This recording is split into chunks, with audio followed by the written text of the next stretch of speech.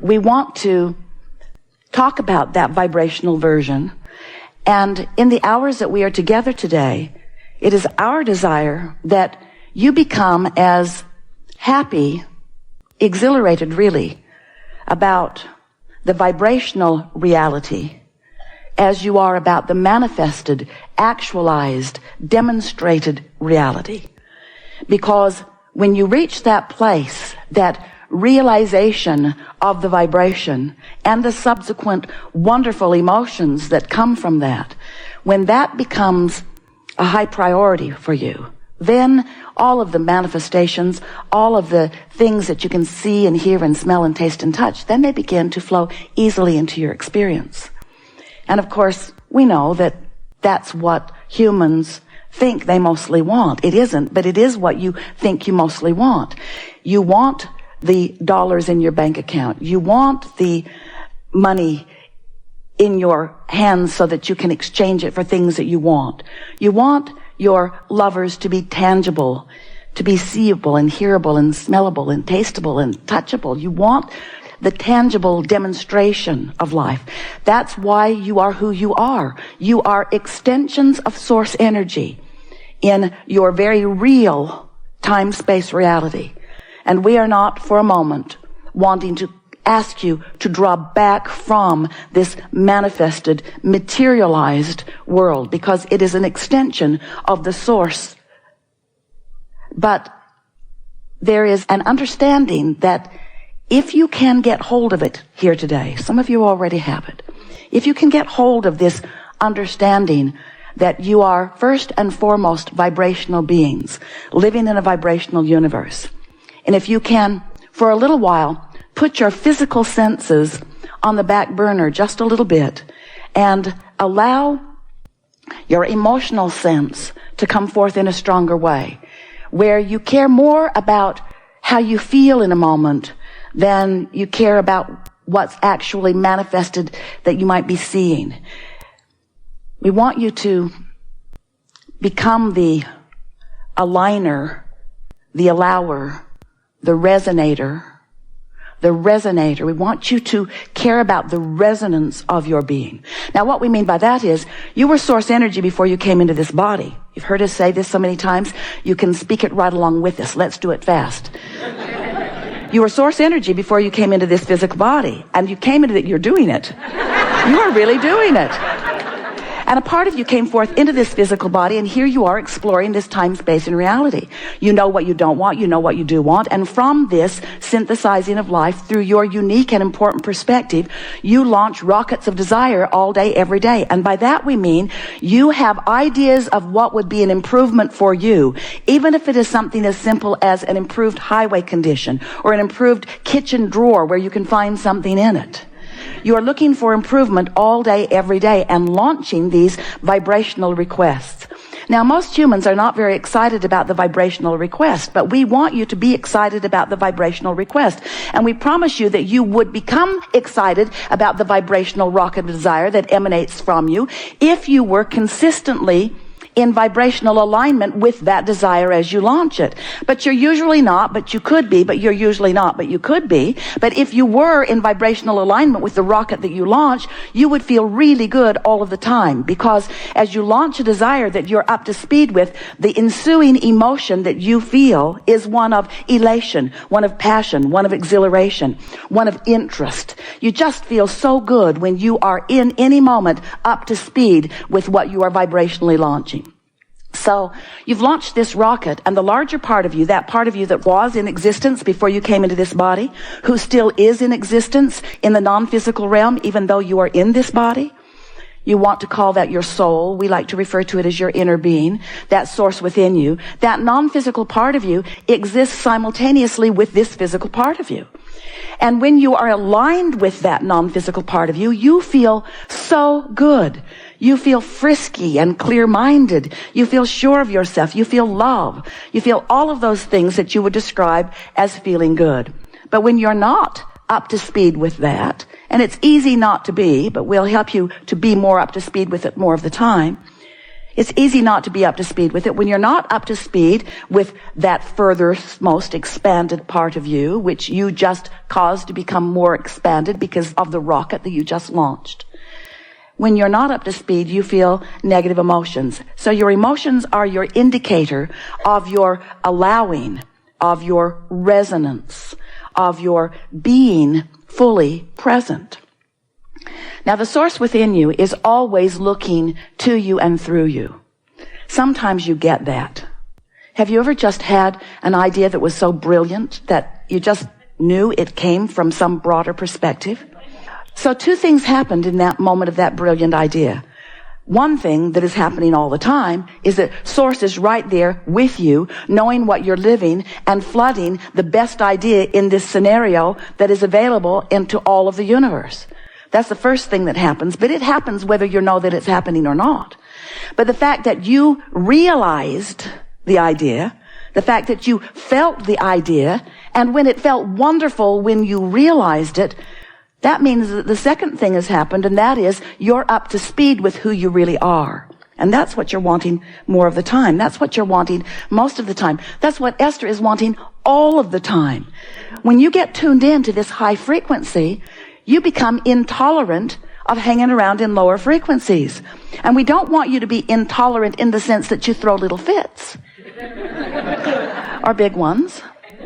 We want you to be discerning. That's a better word. Discerning. We want you to care about how you feel. In fact, we want you to care so much about how you feel that it becomes your top priority. Because when how you feel becomes your top priority, and you are armed with tools to help you line up with this high frequency, pure positive energy. When you know how to do that, then you are in this moment living happily, and in the next, and in the next, and in the next, until you get that happily ever after thing going pretty well. So here you are amidst contrast.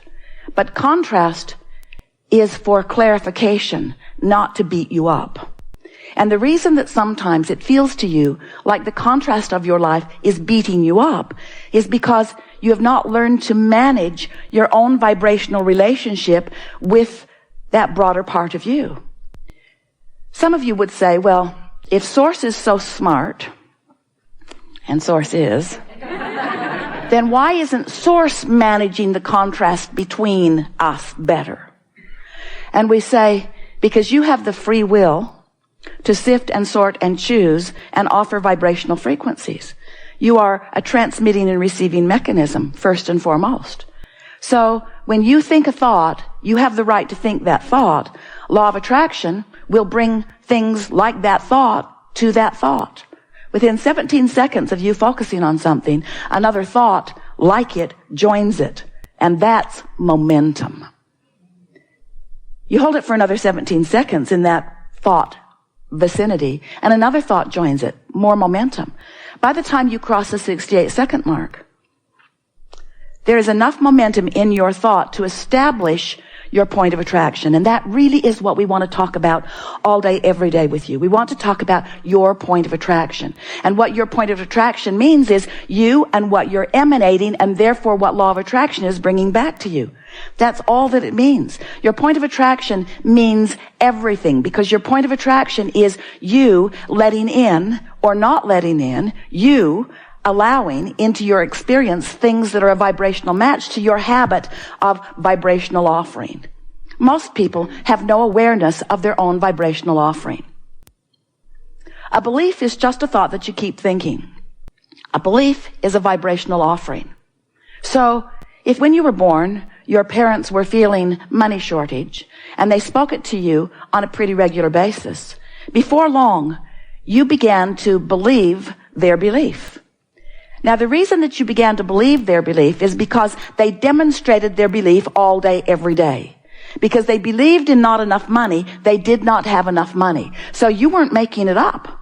You weren't just picking some unwanted thing out of the air and making it your belief. They believed it, they demonstrated it, you observed it, then you began demonstrating it. So you created the reality of the belief. But it didn't start out as a reality for you. It started out as someone else's reality, which you then observed. In the early days of Esther interacting with us, Esther and Jerry, they would say to us, but mostly Esther, Abraham, I know you don't think that I should be thinking about this or talking about this or watching this on television, but it is true. And since it is true, doesn't it deserve some of my attention? And we said, you have the free will to give your attention to anything that you desire. And there is nothing that is off limits. There is nothing that will go wrong. But it is of advantage to you if you understand that whatever you are giving your attention to, you will eventually make your reality. You will make it your truth. So it isn't that there are things that are believable that you then believe only. While that is true, there are things that are happening that as you focus upon them become your beliefs. It is that you are the creator of reality and your beliefs are what are creating your reality. And so we just want to say that a belief is just a really practiced thought. So many times you will say, well, it's not my fault that I practiced that belief because I was just a little kid. And we say, not yesterday. And what you focus upon, whether you are a little kid or whether you are standing in your fully adult physical experience, what you focus upon causes you to emanate a vibration that law of attraction then matches. It really is just as simple as that. So we think you understand that. In fact, we can feel that you even accept that. You accept that you create your own reality, don't you? Yes. Seth coined those words through Jane. You create your own reality. Jerry said, that's nice to know. Tell me more. You create your own reality. Well, you create it through your thoughts, and you have control of your thoughts. So as you are standing in your now, whether you are thinking about the past, memory, or whether you are exploring the present through observation, or whether you are imagining into the future, you're doing it right now. And right now, while you're doing it, you're offering a signal that law of attraction is responding to. So it doesn't matter if it's the past or the present or the future that you are contemplating. Your contemplation and the vibrational content of that contemplation matters. In fact, it's everything. It's your point of attraction. We've been telling you, you've been listening to us for a while, haven't you? We can tell because you're up to speed. We can feel you coming right along with us. So we're going to make this introduction brief before we turn it over to the madness of your world. So, as you're exploring the variety that surrounds you and you're launching these rockets, there is this expansion that is taking place within you. And the question that we want to ask all day, every day is, are you keeping up with your own expansion? And the answer is yes if you feel wonderful, not so much if you are not feeling wonderful. You can tell by the way you feel. The way you feel is an indicator of one thing and one thing only. It's an indicator of you keeping up with your own expansion. It's an indicator of whether you are in this moment perceiving whatever it is that you are giving your attention to in the same way that the source within you is perceiving it. When you find someone who is really irritating and you feel the irritation of that demanding person, that feeling of irritation that you feel is your offness. It's your disconnection is too strong a word, but it's your pinching yourself off from the vibrational signal of your source who does not feel that way about that person. So that's when Esther would say, well then, I need to give you more information about that person. Because I'm certain if you had more information about that person that you would feel about that person the way I feel about that person. And we say, that's really a big tripping point for all of you, isn't it? Do you realize how much time you spend every day trying to get someone else to see something the way you see it? To validate the clarity that you know that you've come to by getting someone else's agreement. Esther used to say to Jerry, in fact, she still does, hey, I'm going to talk to you about this. Let's talk about this. I want to know what you think. And Jerry would get that silly grin on his face and he would say, I don't think you want to know what I think. I think you want me to agree with you. And Esther never admitted it, but it was true every time. Because there's something about someone else agreeing with you that somehow sort of validates you.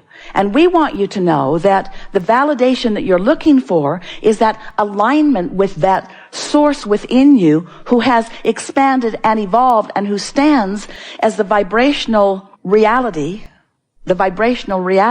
of all that you have expanded to.